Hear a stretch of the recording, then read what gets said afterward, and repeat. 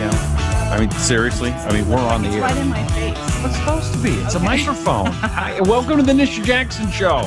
I'm Rusty Humphries. That's Nisha Jackson, and we're in Oregon. And I'm having a bad hair day because he made me go outside. I did, but was it not one of the coolest things ever? It was extremely windy, but I'm glad I did it. I'm glad I got my head cleared out. Yes. That was good. That's important. We talked about that on a previous show. We did. So here's what I did. So I'm in Oregon getting Nisha all set up, and she's got, look how cool she is now. Now she has her own coasters, all kinds of stuff. And so I set up the studio today. So so when you're listening to the podcast and watching it, it's going to sound even better. Not that it hasn't sounded great, but it's going to sound a lot better. It's going to be great. It's going to be great. It's going to be perfect. So Nisha, I've known her for a long time, and this is Nisha. I'm busy! The phone's ringing again. This is my 50th call. Don't bother me. So I'm setting stuff up, and so it's about time to do the show. And I go, okay, we can't do the show this way. So I have my new little hobby, Nisha, is drones. I have this cool little drone. We took it outside and we droned over your house and stuff.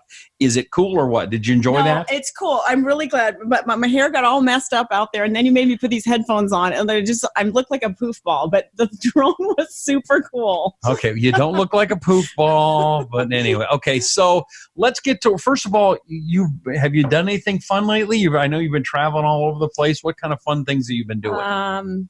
Well, I went to Palm Springs area this weekend. That was super fun. Yeah. Yep. I went dancing with my friends, and that was cool. Where in Palm Springs is cool to go?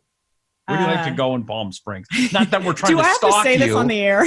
No, if you don't want to. I'm just curious of what's kind of a cool place. Well, I love to go to this place called The Nest. Okay. It's on 111. It's in Palm Desert, actually, just a little bit east of Palm Springs. And I have a whole group of friends down there, and we have so much fun. We go out to dinner. I even went and watched a world boxing match locally. Are you into boxing? Yeah. Really? I know it's kind of a contradiction because it's one of my many contradictions. Because I don't like to see people in pain. Like, it's really painful for me to see people in pain. And the brain, we've talked about the brain. The brain is so important to me to keep healthy, right? Like, protect the brain at all costs. And so I'm also really into boxing. Like, I love to watch boxing. I grew up with a dad who liked boxing. I watched boxing all the time. And I just think it's so cool watching a boxing match. And I'm screaming, hit him in the head, give him a double right. I don't know. It's nuts. Knock him out. Guys, she's kind of like, I saw the movie Something About Mary earlier today. She's kind of like that. She picks me up in a sports car and drives around. And by the way, a little bit of a lead foot Nisha. Is that fair to say? Yeah, that might be fair. Okay. All right. So it's so fun, though. Do you get... you asked me if I've been having fun. I've been having fun. You're having fun. I'm having fun. I'm mixing in some fun. Do you get many tickets? Oh, no. I'd never get tickets. Because if I was a cop and I wanted to make my quota, I'd just stake you out. I'd be fine. I've been pretty lucky to not get tickets. I bet. All right. Well, let's talk about, what is the issue today that we are going to focus on? I would like to focus on social connections and why they're so important. Okay. Like Facebook stuff? Well, especially since I just had that lead in about, seeing my friends and, going boxing or watching boxing and then going dancing and really, I'd like to see you box. That would be fun. I don't box. Come on, it's Mike Tyson. Let's go. Anyway, the thing is that social connections are so important. In fact, research has now shown that without social connectiveness, it is equivalent to smoking a pack of cigarettes a day. If you're in social isolation, which, Rusty, a lot of people are in social isolation now, right? I work from home. You work from home, right? Okay.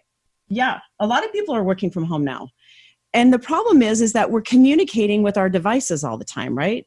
So instead of talking on the phone, like the old fashioned way, we're communicating via text. I hate that.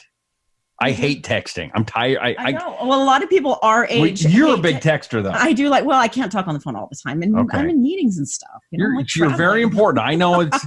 It's a lot easier. Hey, is the Pope in? Yeah. Hey, how's it going, Nisha? No, she's busy. So you just like texting because that's right. You've got your own show. So is it because it's just easier? It's quicker for you. That's why you like texting more? Yeah. I mean, I do like talking on the phone, but more than that, I love seeing people in person and, in real life. Okay. But that's where the state of our world is now, right? People are just not doing face-to-face. They're not talking on the phone.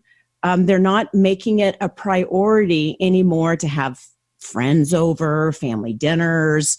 They would rather communicate on an email or a text and not have face-to-face. And that is a problem for your health, because the most important thing that determines longevity, if you look at all the longevity studies, longevity meaning how long you live. Right, you're following me, right? So the most important single factor to determine longevity is social connectiveness. That actually affects your health? Human connection. Really? Yes. So it is equivalent, if you don't have regular human connection, to smoking a pack of cigarettes a day. That is significant. Okay, so are you suggesting go out, meet people in a bar and smoke? Yes, I'm suggesting getting a tribe. No, I'm suggesting getting a tribe of people, of friends together, right? Uh-huh. And making it a priority to have social connectiveness. Because if you think about people today, they're working so hard. They have so many things on their schedule. They're climbing social ladder. I mean, they're climbing the corporate ladder or whatever they're doing. They have a lot going on with work, and they have a lot going on with their family. Right. So I would think that would be easy for you. Everybody likes Nisha. You're fun. You're out with sports cars. You're going dancing and whatever. Me, I sit at home and go, what's on Netflix tonight? What's at the theater? Well, I think that's really becoming very common. Mm-hmm. And people are tired when they come home. They don't want to go out. I hear women say this all the time. I'm exhausted. I don't want to go out. I don't want to meet with people. It's too much of a hassle. The traffic's awful. Whatever it is, it's just too much of an effort to go out. Mm-hmm. And we really need social connectedness. We need to be connected with our families if we can, and to find friends that we enjoy being around. So I have some tips on how you can improve your social connectedness. Okay, I need to take notes on this. Okay, go ahead. Tip number 1. Don't use your internet as your primary social support. All right, I think that's pretty clear. Does that mean stay off of Tinder and those kind of things? It's superficial. It's a superficial connection. Okay. Yes. Yeah, right. I don't think you should be using Tinder. Anyway. Lordy, you're not. No, I'm not using Tinder. I'm just saying if I cared to get out ever. All right. Visit or call a neighbor, a friend. Try one time a week to literally pick up the phone and call someone and talk on the phone. Like, call your grandma, call your mother, call your sister, call somebody. I can't believe how many people I talk to that say, I haven't talked to my brother in 10 years. Or I haven't talked to my... Yeah, but I don't like my brother. Okay. Call a different brother. Call somebody and try to just talk on the phone. Because the longer you go without talking on the phone, the more you just kind of become like, it's okay. I don't need to talk on the phone. And you do need to talk on the phone. So you think the phone is that important? I think at least the phone is more important. I mean, person to person, face to face is the best. Right. Okay. But if you can't get face to face with somebody once a week, you should at least pick up the phone and call somebody once a week. Just make yourself do it. You can do it. A lot of people have gotten to the point. Have you heard this? Have you heard people say this? I mean, I think it's even maybe come out of my mouth a couple of times.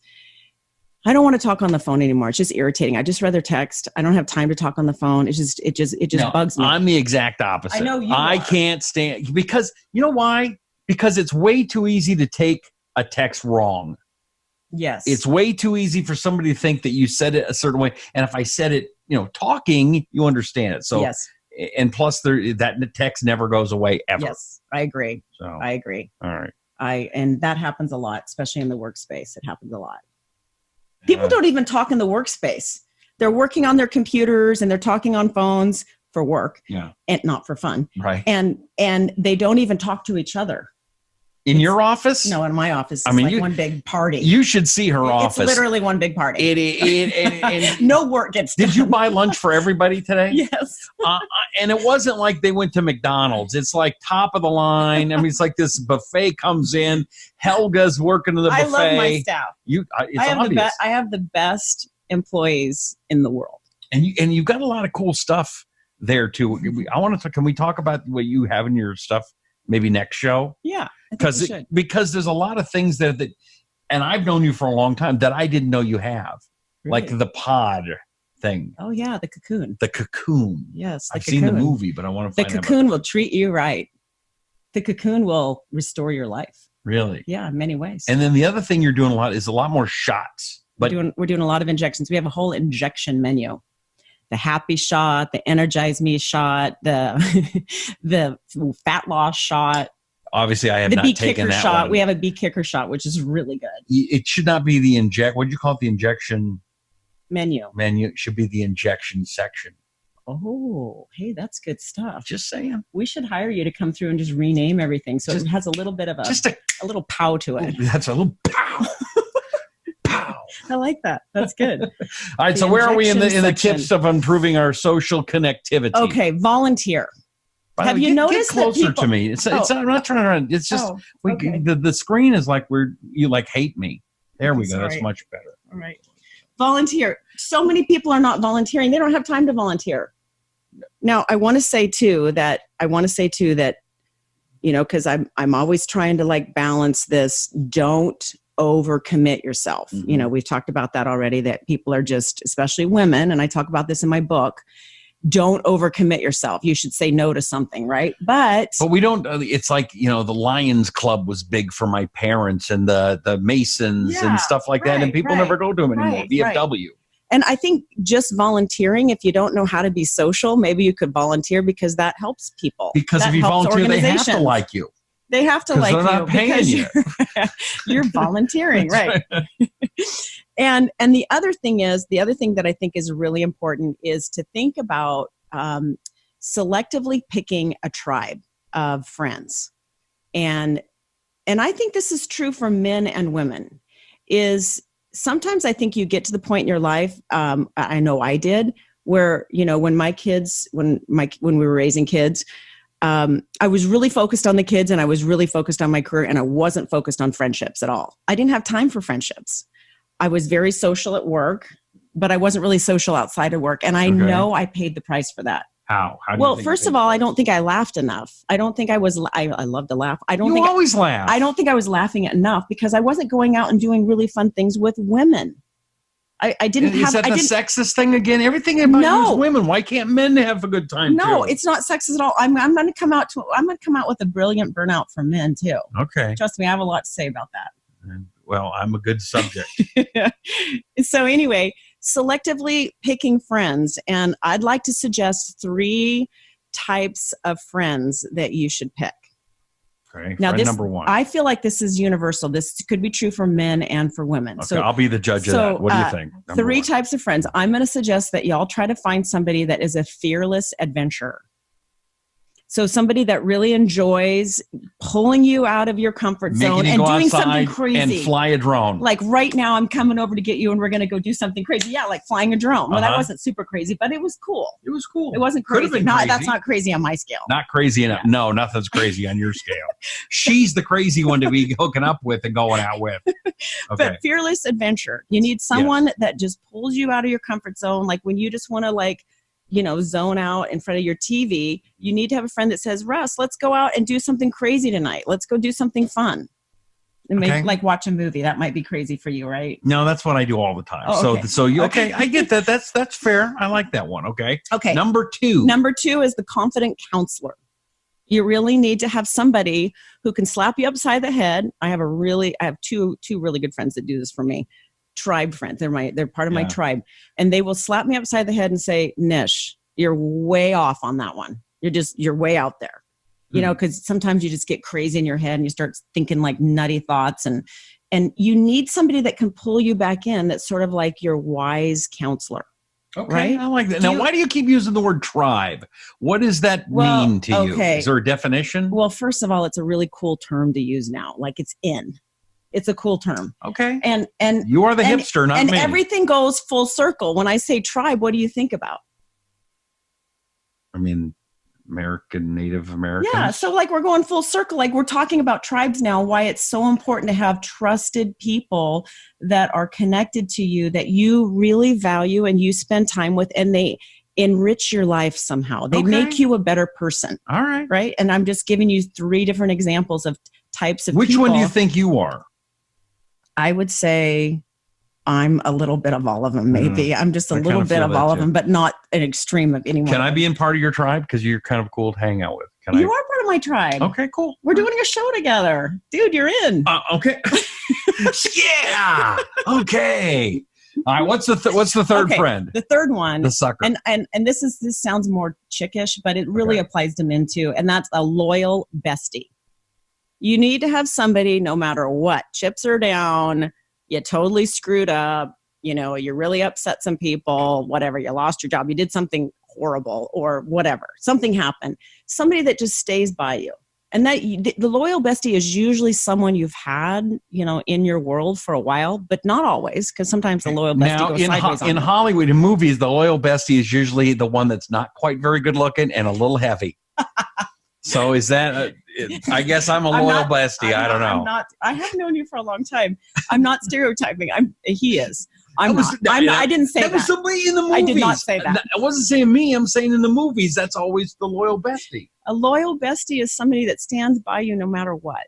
And you need people like that just don't waver. They just, no matter what you tell them, no matter what you do, they're right by your side. That's good advice. That is. And we all need to do that a little bit more. I mean, I'm sure there are some people that are very good with these. I'm not one of them. Right. And you're not either. No. Okay. Okay. I'm going to say one more thing because I think this is important. Okay. Because we're doing a short show today. This is okay. I can't do really short, but this is the last thing I'm going to say. I think it's important that everybody takes a friend inventory, or I'm going to call it a contact inventory. Okay. A contact inventory would be putting everybody that you come in contact with into 3 categories. The first category would be let's see, which one do I want to start with? The energizers. The energizers are people that you come in contact with, friends, family, workers, that when you're around them, you feel awesome. You feel up, you feel energized, you feel like a better person, you're enlightened, whatever. You just feel up. Right? When you get away from them, when they leave you after being with you, you just feel up, like energized. Yeah. Okay. Then there's neutrals. There's the people who, when you're with them, you don't really feel up, you don't really feel down. You just feel like, just kind of neutral. All right. And you want them around? I'm just giving you 3 categories right now. You don't jump ahead. Okay. So the last category is drainers. And the drainers are people that when you're with them, you feel low. They have low vibration. They're negative. They don't change. They stay in their story. They make you feel like when you leave, you need to go have a drink or take a nap or eat sugar or something. So these are people that unfortunately there's a lot of women, and I think women are more notorious for having drainers surround them because men are like, I don't feel good with that person. I'm not calling them again. Right. Men are they just call it as they see it. And they're not like, they don't roll around and agonize about it. But women do. Women have a tendency to want to surround themselves with drainers because they want to try to save them all. And then they go down too. So just remember that your contact list should not include more drainers than energizers. You should always have more energizers than neutrals or drainers because you want people to enrich your life, to bring your vibration up. And if you're constantly like this, your vibration's here because you're taking such good care of yourself and their vibration is here, it's going to drag you down. It's not worth it. Right. No, it makes sense. So you want a woman or a friend to give you good vibrations and some excitations. I knew you would get off track here. I knew you would. That's a classic song, but no, and I'm not joking. That's actually very good stuff because I'm not very good at that. I'm not. I'm kind of somebody that's a little bit more of a loner than I like to be. And I should get out more. And I know a lot of people are like that. And seek people who have the same vibration as you or higher. So seek energizers because you need them in your life. And this life is difficult.